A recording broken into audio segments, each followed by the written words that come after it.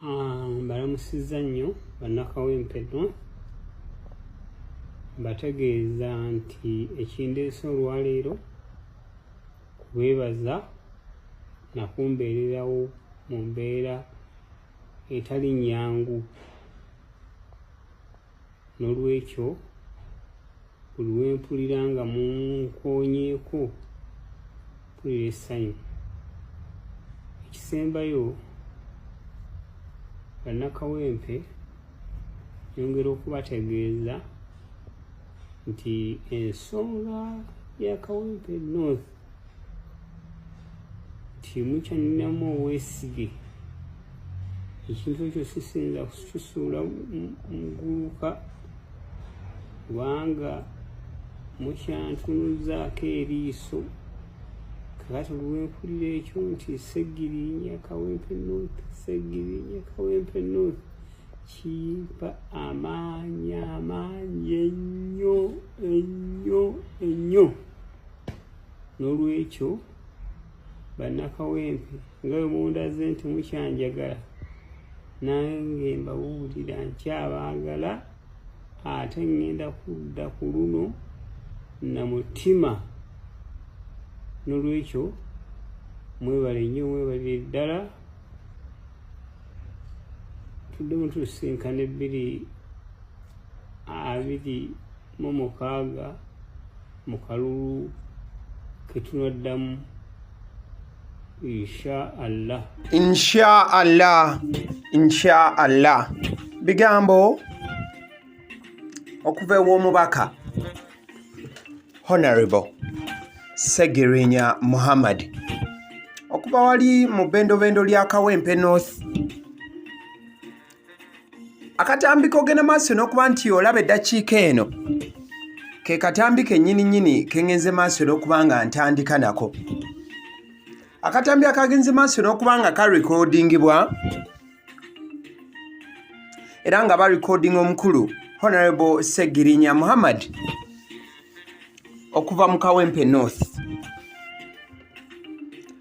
Akatambi kano kagenze maaso n'okuba nga kateekebwa ku mukutu gwe omukulu amanyiddwa nga Mr. Kawempe. Ojja kujjukira nti yagenda maaso n'okuba nti akwasaganya guno na guli okuva ku saidi ya Honorable Sseggirinya Muhammad. Mu katambi kano mwowuliridde Honorable Sseggirinya Muhammad we yabadde agenda maaso n'okuba nga akakasa bannakawempe n'okubagamba nti baleme kubanga balimbibwa wadde okugendera ku byempulubujju na byonna ebigenda maaso n'okuba nga biyisibwa wano na wali, n'abagamba nti beeteeketeeke. Ye nga Honorable Sseggirinya Muhammad akomawo mu kalulu ak'omwaka 2026 era n'abagamba nti inshallah tujja kubeera ffenna. Wabula Honorable Sseggirinya Muhammad ogenda maaso n'okuba nga akola akatambi kano, kyaddiridde akatambi akasoose okuba nga kakolebwa omuyambi we omukulu amanyiddwa nga Mr. Kawempe essaawa 24 eziyise. Akatambi ako ke yakoze Mr. Kawempe yabadde ayogera ku bannabyabufuzi be yayise political dimwits, ng'agamba nti bannabyabufuzi bano batandise okwefuula aba opposition wabula nga bakolera mwami Museveni, nti era bannabyabufuzi bano batandise okuteekawo propaganda nga bagamba mbu Honorable Sseggirinya Muhammad yabawadde olukisa okubeera nga bajja beesimbe ku kifo kya Kawempe North. Era n'agamba nti bannabyabufuzi bano abasindikiddwa mwami Museveni batandise okuba nga beekulubeeseza ku His Excellency Bobi Wine, naye nga bonna baagala kubaako ne bebayisaawo ebyabwe. Era Mr. Kawempe yagenze maaso n'okuba nga annyonnyola n'agamba nti bano batandise n'okuba nga bakola ne propaganda ow'enjawulo nga bamuteeka ku Honorable Sseggirinya Muhammad, ate era mukadde ke kamu propaganda oyo nga bamuguza His Excellency Bobi Wine asobole okugenda maaso n'okuba nga atendewalirwa ate Honorable Segirinya Muhammad ku kifo ky'Obwakawempe North MP ate agende maaso n'okubanga akikwasa omuntu omulala. Wabula nga wennagamba nti eno YouTube channel bagiyita agaliwo. Tugenda maaso n'okubanga tugaleeta mu bujjuvu bwago. Olunaku olwaleero njagala ngende maaso n'okubanga nkunokolerayo bannabyabufuzi babiri abagambibwa mbu bano be bandigenda maaso n'okubanga basikira Honorable Segirinya Muhammad mu kifo kye kyaliko essaawa zino saidi z'e Kawempe ng'era bano batandise okubanga basemberera His Excellency Bobi Wine. Gwe tugenda okubanga tusooka naye mukwano gwange ye mukulu gw'olaba ayimiridde ne His Excellency Bobi Wine eddakiika eno. Omukulu oyo nga looya awedde emirimu. Gw'olaba ku mukono guno ogwa kkono ekifaananyi ekyo kikaddekadde oba kyaje buvuddeko. Omukulu ono ye munnamateeka amanyiddwa nga Elias Luyimbazi Nalukoola.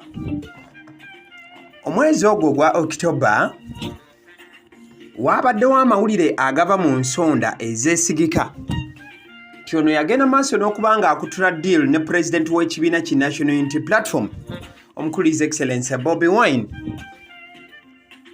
era nga eno yali nsonga y'okuba nti amuyingiza mu kibiina ki National Unity Platform oba ki NUP mu butongole mu buufu obufaananako bwe butyo. Ebyo nno byonna byatandika okubanga bisaasaanira mu masekati g'omwezi ogwo gwa October gye tuvuddeko, era nga kigambibwa nti omukulu Luyimbazi Nalukoola yagenda maaso n'okubanga asisinkana His Excellency Bobi Wine ku ofiisi z'ekibiina ekya NUP wali e Makerere Kavule. Era mu nsisinkano eno omukulu ono mwe yagenda maaso n'okubanga asalirawo okwegatta ku kibiina ki NUP mu butongole okusinziira ku byonna ebyavaayo omwezi ogwo gwa October. Wabula nga bino byonna byagenda maaso n'okubanga biva kuba nti omukulu Luyimbazi Nalukoola yali agenze maaso n'okubanga alekulira ekifo kye ekyokuba munnamateeka w'ekibiina ki DP oba kyoyinza okuyita Democratic Party, era ng'ekyo yagenda maaso n'okubanga tava ku kyabwa nnamateeka kyokka wabula n'ekibiina yagenda maaso n'okubanga akyabulira ne ssekwabulira yenna. Wabula ng'ebyo byonna bikyagenda mu maaso n'okubanga bibaawo, njagala okujjukiza nti Kanso Nalukoola kuva edda nedda yagenda dda maaso n'okubanga alaga nti ayagala kwesimbawo, wabula mu kwesimba ayagala kwesimbawo ku kifo ky'omubaka wa Parliament owa Kawempe North, ng'ate ffenna tukimanyi bulungi nti nga bw'olaba mu kifaananyi awo Honorable Segirinya Muhammad yagenda dda maaso n'okubanga alayira ku kifo ekyo, era bw'amalako ekisanja kino alina kaatugambye mu vidiyo gye tutandise nayo tiyandibadde n'obwetaavu obukomawo ku kifo kyekimu.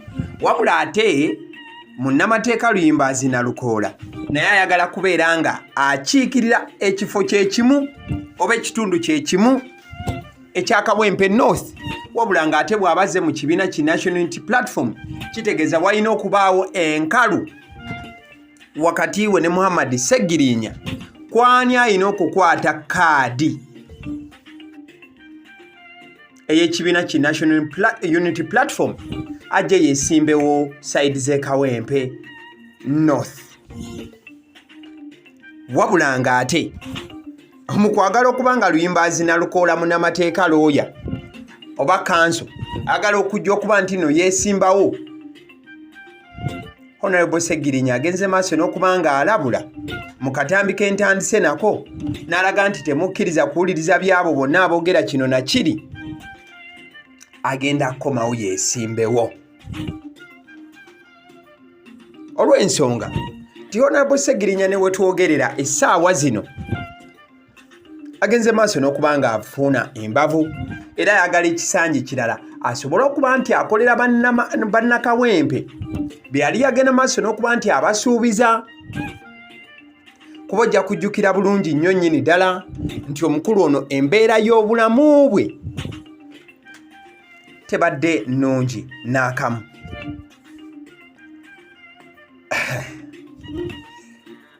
Ebintu bikyali bizibu.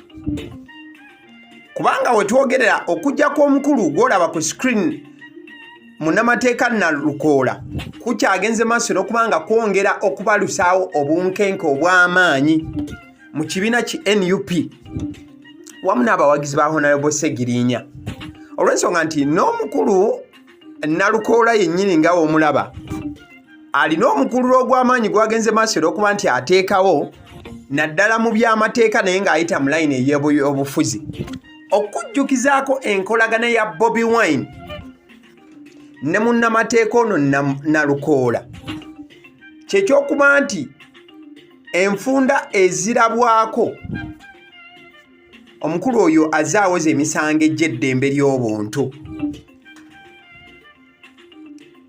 mu buufu obugwa mu kkowa eryo.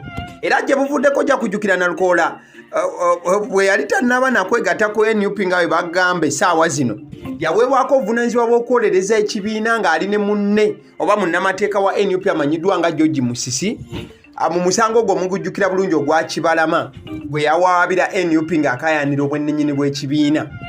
Omukulu oyo Luyimbaazi yali wakati mu musango ogwo. So kiba kiraga nti abokeera n'owulira oluvuuvumo nti wakwegatta ku NUP n'okuba nti naali mu kusendasenda okulaba nti ayogera n'owekitiibwa His Excellency Bobi Wine tekisobola kgenda maaso kuba nti no kiyigula ttama muntu yenna, olw'ensonga nti abakulu mu NUP bakolagana ne Nalukoola bulungi nnyo nnyini ddala n'ebbanga liri nga tannaba kuba nti yeegatta ku kibiina nga bwe bigenda maaso okuba nga bitambula. Kati kyokka tuveeko ewa Nalukoola tusooke tukomewo wano ew'omukulu gwogera maaso okuba nti olaba ku screen eddakiika eno. Omukulu gw'olaba ku screen ye Latif Ssebagala, ono nga former honorable ow'ekitundu ekya Kawempe North, ekitundu Honorable Ssegiriinya kyakulira essaawa zino. Omukulu ono ensangi zino atandise okulabwako emirundi mingi nnyo nnyini ddala ng'ali ku lusegere lw'omukulu His Excellency Bobi Wine, era nga ne gye buvuddeko ku bifaananyi bye ŋŋenda okugattirako wano ku vidiyo eno. Omukulu Honorable Latif Ssebagala yagenda maaso n'okuba ng'ayaniriza ow'ekitiibwa omukulu His Excellency Bobi Wine ng'amwaniriza okuviira ddala mu mbeera y'obulwadde n'obukosefu bwe yafuna. Mujja kujjukira ku masasi agengenda maaso n'okuba nti gavuga e Budindo, omwali kanisite yagenda maaso n'okuba ng'ekuba His Excellency Bobi Wine kugulu, kipayopayo wuuyo bamututte nga biwalataka, wabula bwe yagenda maaso n'okuba nga assuukamuko. Omukulu Latif Ssebagala yoyo gw'olaba ali mu kanzu eyo langi ebeera ki eyakaakira, jjajjange omugezi yagiyitanga langi eyakaakira ndowooza eyo. So omukulu gw'olaba akutte akazindabyalo oba akazindaalaawo ye Honorable Latif Ssebagala oba former honorable, ndowooza once a honorable always a honorable, ali mu kifo kati Honorable Ssegiriinya kyalimu. Ono kigambibwa nti naye ekifo kino akitunuulidde nkaliriza, wabula ng'okutya kwayinza okuba nako kwe kw'okuba nti His Excellency Bobi Wine ddala kaadi anaagimuwa ku luno, kaadi enaamuweebwa. Njagala nkujjukizeeko enkawunta wakati wa Honorable Ssegiriinya Muhammad n'omukulu ono Latif Ssebagala, ekigambibwa nti naye yandyagala okudda mu kifo kye kimu ekyo gye buvuddeko. Omukulu oyo gw'olaba ali ne Bobi Wine eddakiika eno bw'ataaweebwa kaadi bw'ataaweebwa kaadi ya NUP luli yagenda maaso n'okuba nti ebya NUP asooka n'abiteeka bbali ne yeŋŋanga Sseggirinya ng'omuntu direct. Era bwe baawa Sseggirinya Muhammad kaada ya NUP,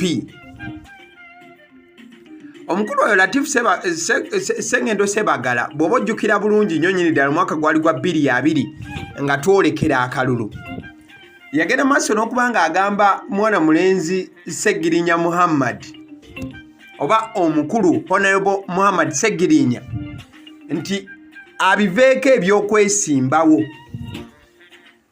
wabula nti amulindirire oba asooka alinde ye Latif Ssebaggala addeyo mu Parliament, nti Sseggirinya atuule alinde ettaani ye erijja mu mwaka gwa 2023.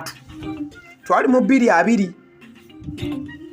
Honorable Latif n'agamba Sseggirinya Muhammad nti ebyokwesimbawo asooka abiveeko, nti bw'abivaako alekere ye Honorable Latif Ssebaggala yeesimbewo, nti olwo Sseggirinya Muhammad alijja mu mwaka gwa 2023.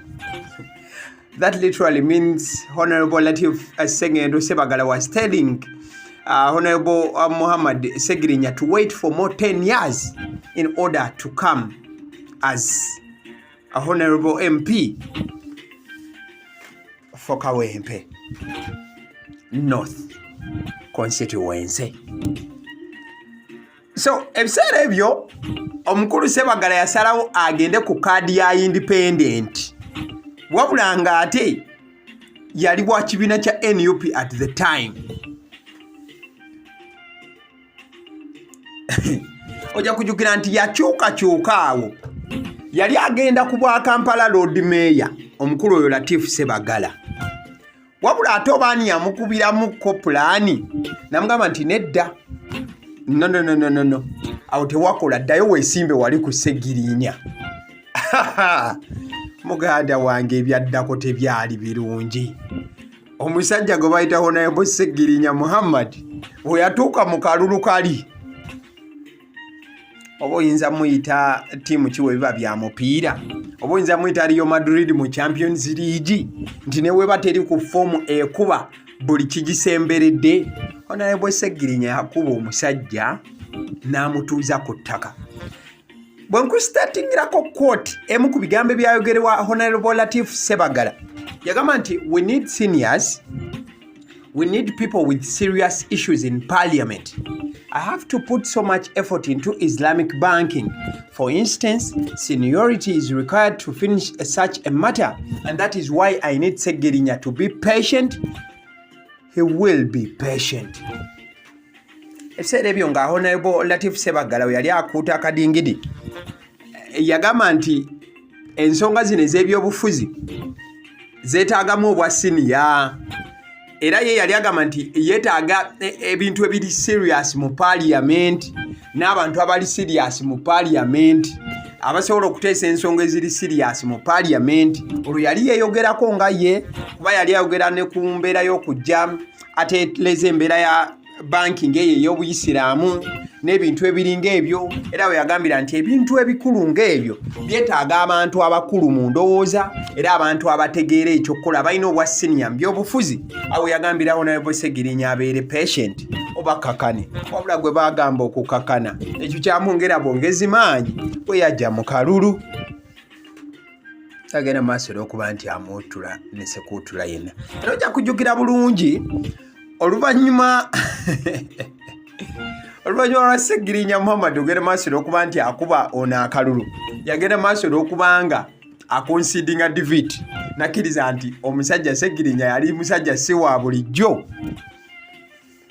Ojja kujjukira nti ono yali amaze ku bufuzi oba obukulembeze emyaka 2 bweddu Latif, wabula this time round kigambibwa nti yandijja n'agenda maaso n'okuba nti ayimirira ku mukulu amanyiddwa nga Honorable Sseggirinya Muhammad. Kati ekibuuzo, kaadi ya Honorable Sseggirinya Muhammad kuba yamaze okulaga nti ajja, kaadi ya munnamateeka Erias Luyimbazi kuba naye ali mu pipeline awo agamba ekitundu kyayagala kye Kawempe kuba gyakulidde. Wabula ate waliwo ne Honorable Latif Ssebagala agamba nti emyaka 2 nga mpeereza abantu bano nagenda mu maaso n'okuba nga mbakolera enguudo ng'olwa Lugoba, ng'olwa Bukoto Kisaasi, ng'olwa Kisaasi Bahaayi, Waligo Road, Tula Road, Mpererwe Kawempe n'enguudo endala zonna nazikola nze nga Latifu. Lwaki temumpa kaada? Honorable Segirinya kiri eriye okwongera okuba obanga atuula n'omukulu His Excellency Bobi Wine ayongera omunnyonnyola ensonga oba ababiri bali banaakuuta akadingidi okusingako kaawo. Wabula obubaka Honorable Segirinya Muhammad bwagenze maaso n'okuba nga akola bwagenze maaso n'okuba nga bulaga straight era nga buweereza obubaka eri His Excellency Bobi Wine nti mukama wange abakulu aba bakusemberedde togenda maaso nakuba nti okkiriza nnyo bigambo byabwe nze nkyaliwo. Wabula njagala obajjukiza nti wabaddewo okusabira oba edduwa eyabadde etegekeddwa ey'okusabira Honorable Segirinya Muhammad. Edduwa eyo nno yabadde erina kuba nga ennaku z'omwezi 15 mu kisaawe e Komambogo omwezi guno gwa Novemba. Wabaddewo edduwa eyategekeddwa ng'omu ku babadde bakulembedde mu nteekateeka ye munne gwe baamusiba naye Honorable Alan Ssewanyana.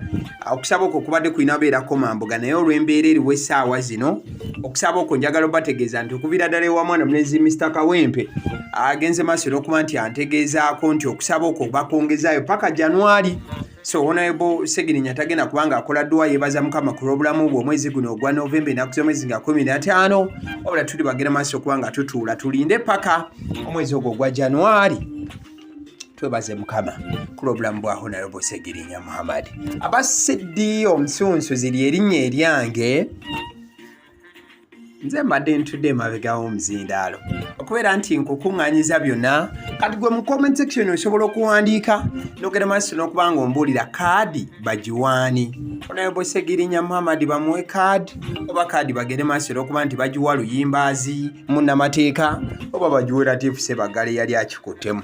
Osobola ogenda maaso okuba nga ombuulira. Kugambye nti abasiddi omusunsu ziri erinnya eryange subscribinga ku YouTube channel eno, likinga video eno mukwano. Thank you.